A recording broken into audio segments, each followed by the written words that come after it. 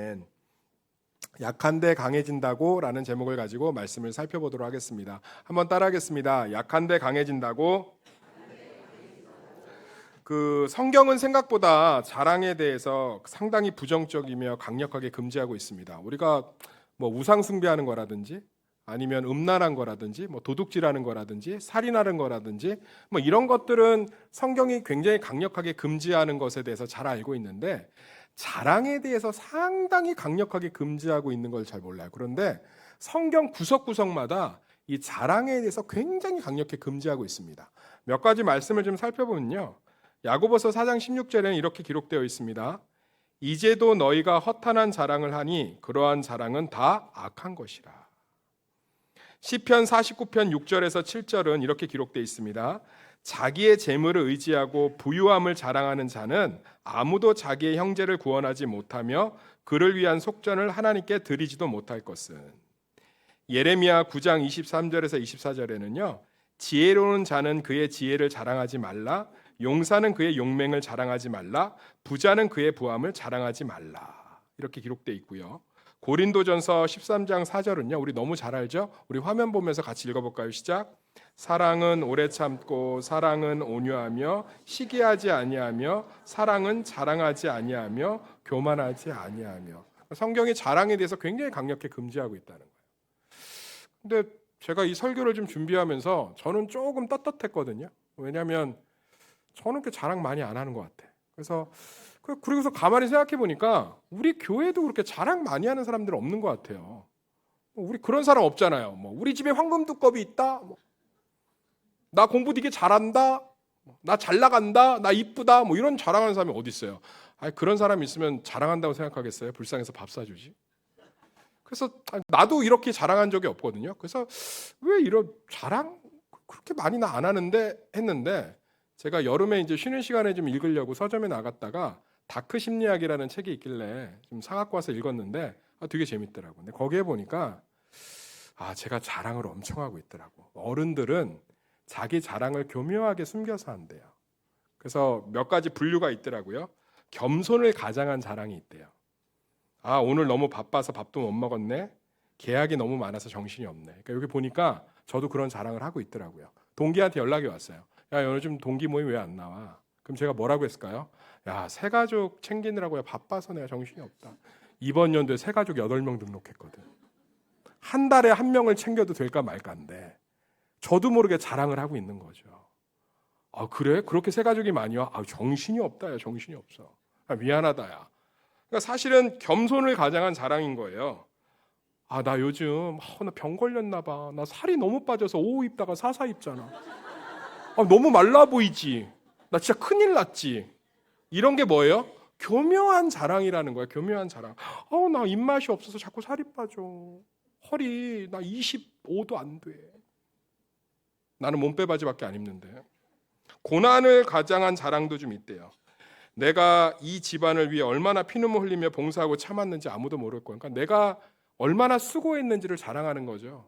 내가 어떻게 참았고 내가 어떻게 용서했고 내가 어떻게 했고 내가 어떻게 했고 사실 그 말 이면에 나를 좀 알아달라는 자랑이 숨겨져 있다는 거예요. 남들 다 쉴 때 나는 안 자고 이랬다. 부모님들이 자식한테 서운하면 이런 얘기 많이 하잖아요. 그러니까 자기를 알아달라는 거예요. 자기를 드러내는 거죠. 친밀감은 통한 자랑. 이건 우리 교회에 좀 있는 것 같아요. 우리 교회 유독 그런 얘기를 저한테 가끔 해요. 목사님 그거 모르죠? 그거 몰랐죠? 그거 뭐 어쩌라고? 모르면 가르쳐주면 되잖아요. 목사님, 이용철 장로님 감기 몸살로 심하세요. 목사님 연락해서 기도해 주세요. 이러면 되는 거 아니에요? 건강한 성인들이? 이용철 장로님 감기 몸살로 못 나온 거 몰랐죠? 몰랐다 왜?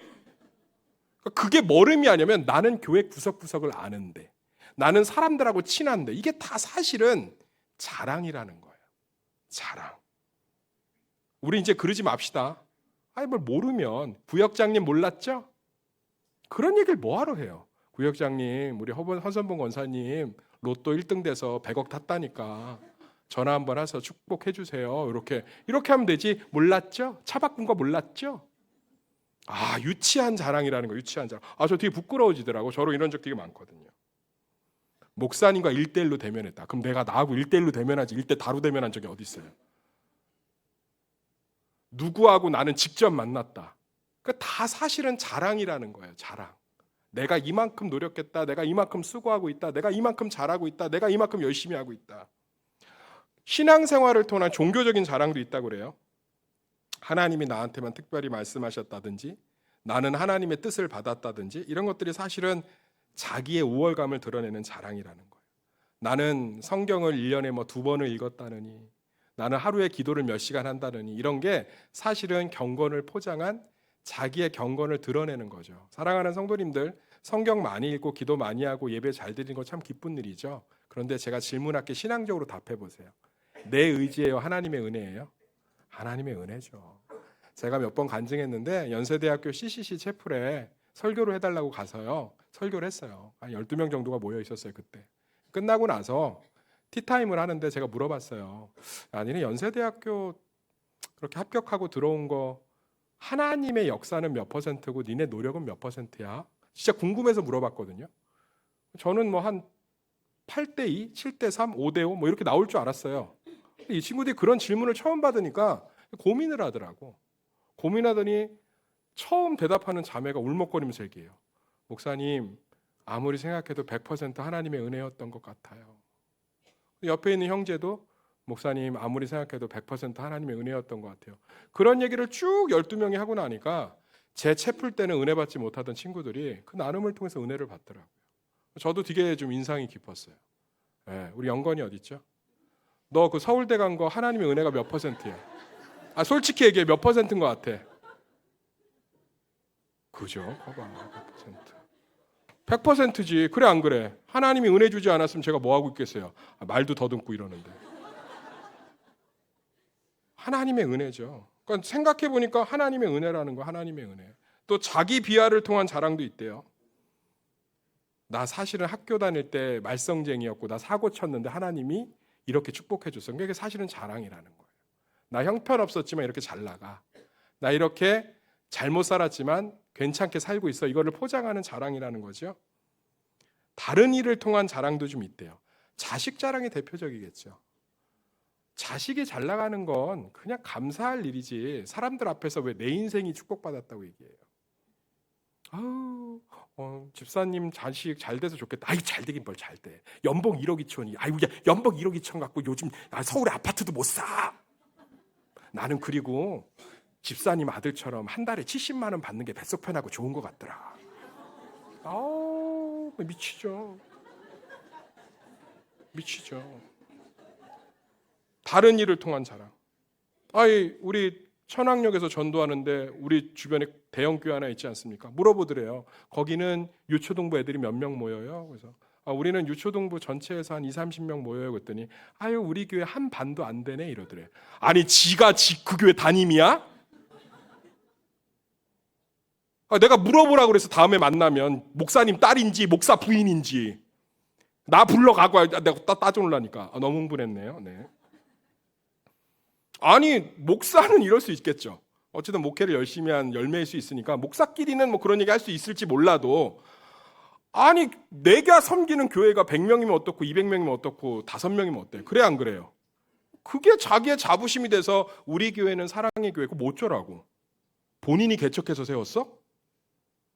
그럴 수 있다는 거야. 우리가 사실은 굉장히 많이 알게 모르게 자랑을 하고 있다는 거야. 내 공로를 알아달라, 내 수고를 알아달라, 내 마음을 알아달라, 내 존재를 알아달라. 근데 이걸 성경이 굉장히 강력하게 금지하고 있고요. 오늘 고린도후서 12장도요. 이 자랑 때문에 고린도 교회가 굉장히 힘든 것 같아요. 어떤 특별한 은사를 받거나 특별한 능력을 받은 사람들이 나는 특별하다고 자랑을 함으로 말미암아 상대방에게는 상대적 박탈감을 주고 그 사람들은 하나님의 은혜를 사모하지 못하는, 그래서 사도 바울이 정면으로 반박하고 있는 거예요. 웃기지 마. 진짜 자랑은 내가 할 수 있어. 나는 하늘의 세 번째 천국까지 가봤어요. 유대인들한테는 어마어마한 하나님 면전까지 갔다 이거예요. 그리고 난 니네들이 얘기하는 거보다 더 깊게 하나님과 대화했고 그런 걸로 내 앞에서 자랑하지 마. 근데 나는 그거 자랑하지 않아. 왜? 그리스도를 자랑해야 되기 때문에. 여기 써 있잖아요. 1번 무익하나마 1절 내가 부득불 자랑하노니. 왜? 그 자랑하는 사람들한테 입을 막기 위해서. 니네들 자랑하는 거 내 앞에서 아무것도 아니야. 그러면서 6절에 뭐라고 합니까? 내가 만일 자랑하고자 하여도 어리석은 자가 되지 아니할 것은 내가 참말을 함이라. 그러나 누가 나를 보는 바와 같이 내게 듣는 바 지나치게 생각할까 두려워 그만두노라. 나는 자랑을 하면 상대방이 힘들어할까 봐. 왜 성경이 그토록 우상숭배나 음란이나 살인이나 이런 것도 금지하고 있지만 자랑도 이토록 금지하고 있냐? 상대가요, 하나님의 은혜를 사모할 수가 없어요. 내 방법, 내 노력, 나를 드러낸 거기 때문에 상대 입장에서 어떻게 하나님의 은혜를 사모하겠어요? 박탈감을 주는 거죠. 또 자신도 마찬가지예요. 사실은 우리가 하나님의 은혜를 덧입어서 살아야 되고 순도 100% 하나님의 말씀을 의지해서 살아야 되는 연약한 인간인데도 불구하고 자랑을 하게 되면 내 삶의 모든 힘이 나에게서 나오는 것 같고요. 그리고 자랑을 하면 존재론적으로 자기를 사랑할 수가 없어요.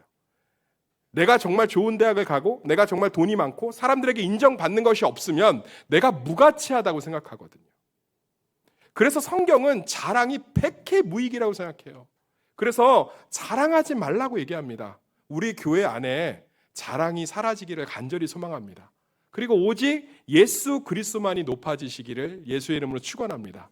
그럼 도대체 우리는 어떻게 자랑하지 않을 수 있는지 사도 바울의 지혜를 따라서 그리스도만 높이는 삶의 축복을 누리시기를 예수의 이름으로 축원합니다. 첫 번째로요, 삶의 가시는 내가 사람이라는 걸 알려줘요. 한번 따라하겠습니다. 삶의 가시는 내가 사람이라는 것을 알려줍니다. 7절이요. 7절 시작. 여러 계시를 받은 것이 지극히 크므로 너무 자만하지 않게 하시려고 내 육체의 가시 곧 사탄의 사자를 주셨으니 이는 나를 쳐서 너무 자만하지 않게 하려 하심이라. 사도 바울은 육체의 가시가 있었어요. 사탄의 가시라고 표현할 정도로 극도의 고통이었던 것 같아요. 그게 뭔지는 성경이 기록하고 있지 않습니다. 성경이 뭔지 안 알려주면 모르는 게 나아요. 그냥 모든 사람에게 있는 것이기 때문에 보편적으로 표현한 거예요. 제가 목회를 하면서 모든 사람을 만나보진 않았지만 제가 만나는 사람들은 그래도 목사라서 성도들의 속사정을 조금씩 더 알잖아요. 다 삶의 가시가 있습니다. 어떤 분이 저한테 그래요. 제가 이거 1부 때는 안 밝혔는데 2부 때는 계시니까 밝힐게요. 우리 효선 집사님네 가정이 너무 부럽대. 두 가정이 저한테 얘기했어요. 아우 목사님 그 가정 너무 부러워요. 근데 아마 본인한테 물어보세요. 웃잖아요. 본인 가정 안에 가시가 있어요 없어요? 있죠. 연약함이 있어요. 목사님 집에는요 거의 가시밭이라고 보시면 돼요. 가시밭. 그냥 가시밭이. 사랑하는 성도님들, 하나님이 우리에게 가시를 왜 허락하시냐면 우리가 하나님의 은혜로 살아야 되는 것을 깨닫게 하시기 위해 주신 줄 믿습니다. 비슷한 게요 선악과예요. 아니 선악과를 안 만들었으면 사람이 안 넘어지겠지? 선악과를 안 만들면 빨리 넘어지겠죠. 왜죠? 하나님이 선악과를 만들어 놓고 이것만 안 따먹으면 내가 너희를 지키고 보호하겠다고 약속했잖아요. 그게 사람과 하나님 사이에 딱 기준 하나예요. 근데 선악과가 없으면 하나님 마음에 어떻게 사람이 들어요? 바로 넘어지죠. 더 쉽게 표현해 볼까요? 내가 지금 마음속으로 생각하는 숫자를 맞추지 않으면 너 죽일 거야. 이게 선악과가 없는 삶이에요. 기준이 없잖아요. 그런데 제가 이 강단 앞으로 나와서 손 내밀면 내가 복을 줄게 이러면 그 기준만 지키면 되는 거예요. 선악과는 그래서 축복이었어요. 선악과를 안 만들었으면 사람은 자기가 하나님인 줄 알 거예요. 사람의 모든 문제는 어디서 시작되는 줄 아세요? 내가 하나님인 줄 착각해서 그래요. 뭐 내가 하나님이라는 게 무슨 왕관 쓰고 종교 교주처럼 내가 하나님이다. 그게 아니에요. 사람이 하나님처럼 된다는 건 내게 유익되는 걸 내가 안다고 착각하는 거예요. 내 문제는 내가 안다고 착각하는 거예요. 내 맘대로 되지 않는 내 삶은 불행하다라고 착각하는 거예요. 자기의 실수와 연약함을 인정하지 못해요. 왜? 내가 하나님이기 때문에. 그래서 남 탓합니다. 이걸 정확한 용어로 전이하고 투사라고 그러죠. 대통령이 저래서 내가 이렇게 된 거야. 저 사람이 저래서 이렇게 된 거야. 그 사람이 그래서 이렇게 된 거야. 이 모든 게 다 내가 하나님처럼 여기고자 했기 때문에 벌어진 일들이에요. 그런데 우리에게 가시가 있으면 그게 자식이든 가난이든 질병이든 문제든 과거의 남편의 상처든 이 가시가 있으면 내가 하나님 없이는 살 수 없게끔 깨닫게 해주는 줄 믿습니다. 근데 그게 복이에요. 하나님에게서 은혜가 나오고요. 하나님에서 평강이 나오고요. 하나님에게서 기쁨이 나오고요. 하나님에게서 사랑이 나오고요. 하나님에서 강건함이 나오는 줄 믿습니다. 그런데 육체의 가시가 있으면, 삶의 가시가 있으면 내가 하나님 없이는 안 된다는 걸 철저하게 고백하거든요. 사도 바울 보세요. 자기의 약함을 자랑하는 것이 얼마나 수치였겠습니까? 이 고린도 후서 편지를 쓸 때 사도 바울은 삼중고에 있었어요. 첫 번째로요, 너무 고문당하고 몸이 많이 맞아서 몸이 너무너무 아픈 상태였어요. 육체의 가시라고 표현할 정도로. 두 번째로요, 경제적인 지원이 다 끊긴 상태예요. 고린도 교회가 너 사례비 줄 테니까 선교 가라고 해서 파송인데 한 번도 안 보냈잖아요, 사례비를. 그걸 빌립보 교회가 다 됐거든요. 근데 빌립보 교회가 핍박으로 어려워져서 사례를 더 이상 댈 수가 없었어요. 세 번째로요, 인간관계가 다 끊겼어요. 사도 바울을 지지하고 따르던 사람들이 다 떠났고요. 자기가 개척한 고린도 교회가 저거 문제 있으니까 저렇게 매 맞고 맨날 힘들게 산다고 얘기하는데, 생각해 보세요. 김호 목사가 그래도 교회를 안정시키고 교회를 부흥시키고 뭐래도 하나 열심히 하고 잘 나가고 이런 모습들을 보여줘야 성도들이 우리 목사님이 하나님의 사랑을 받는구나라고 생각하지, 차만 몰고 나가면 사고 나고 교회 입구만 들어오면 넘어져서 무릎이 깨지고 맨날 쥐어 터져서 오고 물건만 사면 사기당하고, 그리고 온갖 피부병이 다 걸려갖고 설교할 때마다 막 벅벅 긁고 있고 예수님 잘 믿으셔야 돼요. 이러면 누가 절 따르겠어요? 근데 사도 바울은 자기의 연약함을 자랑하고 있어요. 왜냐하면 그 연약함이 자기를 하나님께 메어두게 하고, 그 메어두게 하신 하나님이 자기 삶의 모든 것을 채우고 있기 때문인 줄 믿습니다. 세계 3대 심리학 석학, 프로이드, 아들러, 빅터 플랭클린. 아들러가 이런 얘기를 합니다. 자랑하는 사람은 자기가 그만큼 무엇이 없다는 것을 정확히 증명한다. 그것으로부터 자유하려면 더 나은 자랑거리를 찾는 것이 아니라 내가 진짜 아무것도 없는 존재라는 걸 깨달아야 한다. 내가 실제로는 사람인 거예요. 아무것도 없는 존재예요. 하나님 없으면. 그러면 주신 것들이 보이는 줄 믿습니다. 그런데 남들의 자랑을 들으면 나만 없는 것 같아요. 내가 자랑하고 있으면 그것이 없으면 내가 죽을 것 같아요. 원래 사람은 하나님 없이는 아무것도 없는 줄 믿습니다. 그걸 인정하는 게 육체의 가시라는 거예요. 건강도 하나님이 가져가시면 그때서야 깨달아요. 내가 하나님 앞에서 건강을 받았구나. 관계도 마찬가지예요. 관계가 깨져봐야 내가 하나님 앞에 관계를 받았구나. 사랑하는 성도님들, 우리 가운데 육체의 가시들이 있습니다. 그것은 내가 사람일 뿐이라는 것, 하나님 없이는 살 수 없는 존재라는 것을 우리에게 가르쳐주는 줄 믿습니다. 그래서 우린 자랑할 것이 없어요. 두 번째로요, 간구해도 안 없애주세요. 따라합시다. 간구해도 안 없애주십니다. 8절 10절 읽어볼까요? 시작. 이것이 내게서 떠나가게 하기 위하여 내가 3번 주께 간구하였더니 나에게 이르시기를 내 은혜가 내게 족하도다. 이는 내 능력이 약한 데서 온전하여 짐이라 하신지라. 그러므로 도리어 크게 기뻐함으로 나의 여러 약한 것들에 대하여 자랑하리니 이는 그리스도의 능력이 내게 머물게 하려 함이라. 그러므로 내가 그리스도를 위하여 약한 것들과 능욕과 궁핍과 박해와 공고를 기뻐하노니 이는 내가 약한 그때에 강함이라. 3번 주께 간구했다. 원어로 보면 죽음을 각오한 기도를 3번 한 거예요. 그러니까 금식을 오래 했던 것 같아요.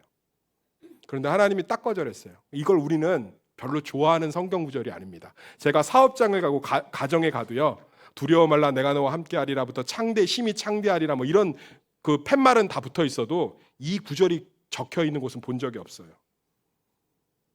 내 은혜가 내게 족하도다.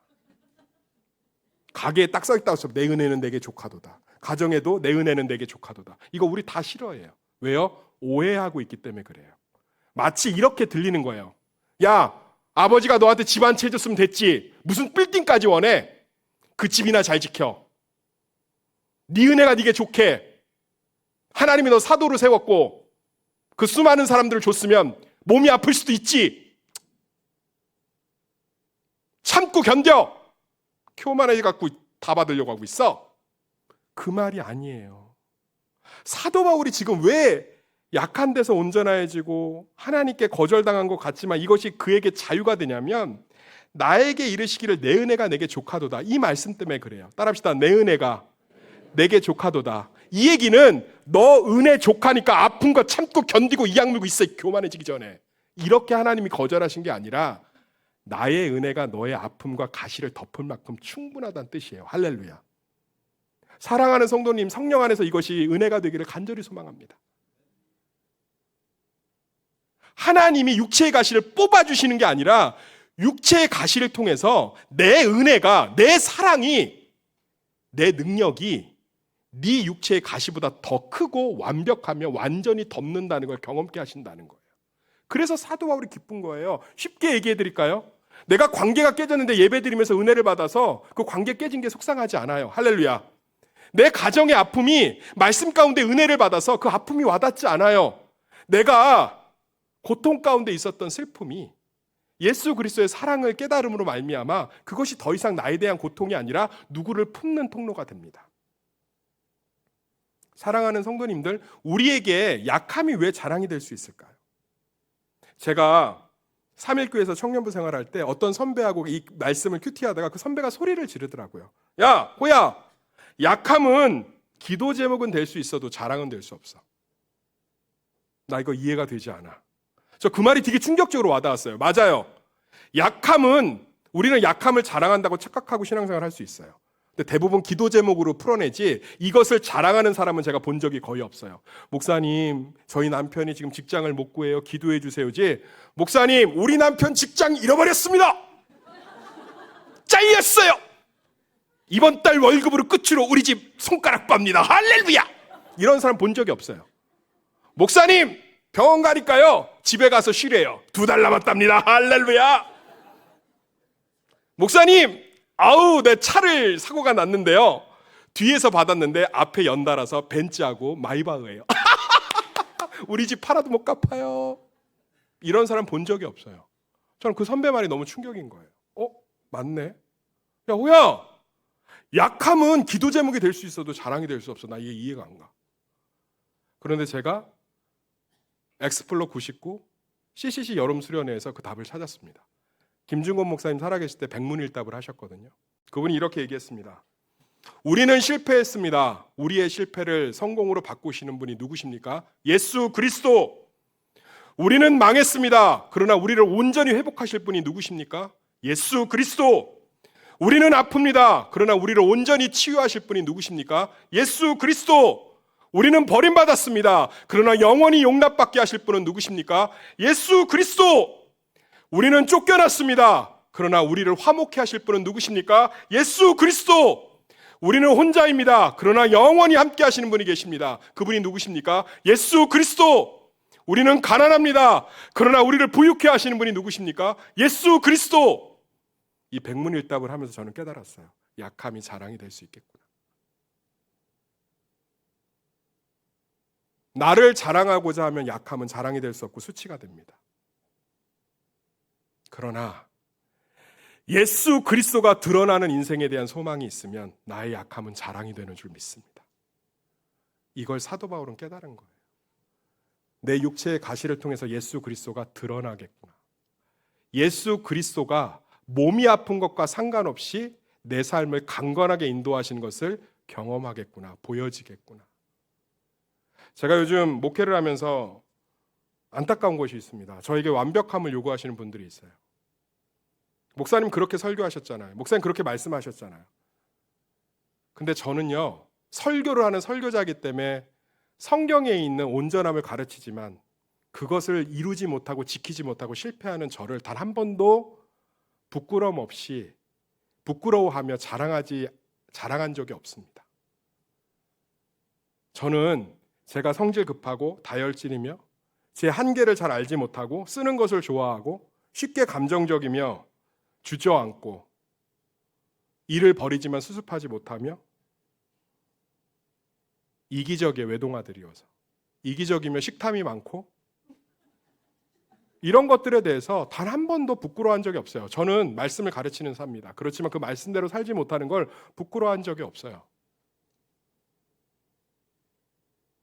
따지실 거면 예수님한테 따지세요. 그분이 저를 온전케 하시는 분인 줄 믿습니다. 저는 약하고 저는 무너질 것입니다. 저는 실패하고 저는 실수할 것입니다. 저는 이기적일 것이고 저는 부정적인 사람일 것입니다. 저는 지키지 못할 것이고 저는 사랑하지 못할 것입니다. 그러나 예수 그리스도의 능력은 온전하실 줄 믿습니다.